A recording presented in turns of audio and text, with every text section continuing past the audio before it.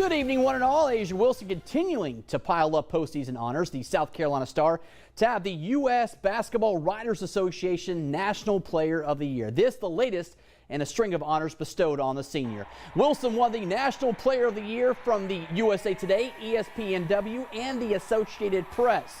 The South Carolina native still in the running for other awards. She finished her career as the best in school history. No doubt she'll have her number retired at some point, but for now, she'll enjoy this run and prepare for the WNBA draft. All eyes on San Antonio this weekend. A pair of games scheduled tomorrow.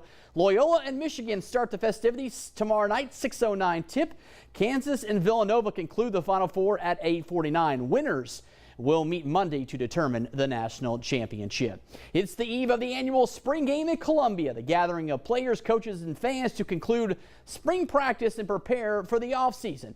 An opportunity for this team to work on things they practiced over the past month or so. Tempo, the key ingredient to being successful on both sides.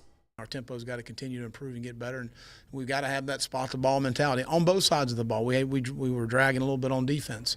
Fatigue makes cowards of us all, and when you get a little fatigued, you struggle to align, you struggle to execute what you're supposed to do and how you're supposed to do it. Let's talk some baseball in Statesboro. The Shots have a chance to extend their conference winning streak to 8.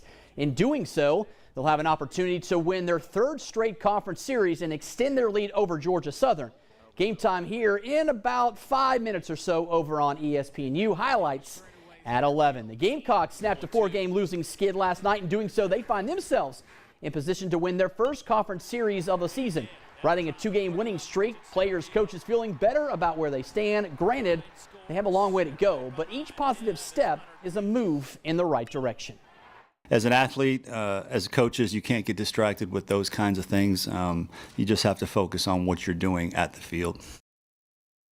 And the Tigers back on the diamond. A 6:30 start in Clemson against Boston College. Now Clemson moved within a game of NC State thanks in part to their win over BC yesterday afternoon and a loss by NC State to Virginia Tech. And finally, second round of the Houston Open. Yeah, look at Ricky Fowler. He was a couple of strokes behind, but now he is tied for first, still on the course at 11 under. And Jordan Spieth, in his home state of Tejas, is doing well himself. He is just one back. He is still on the course as well, tied for third. So Houston Open, final leg before the Masters, which will begin next Thursday. So, of course, Mark Hager will have everything you need to know about the annual gathering in Augusta.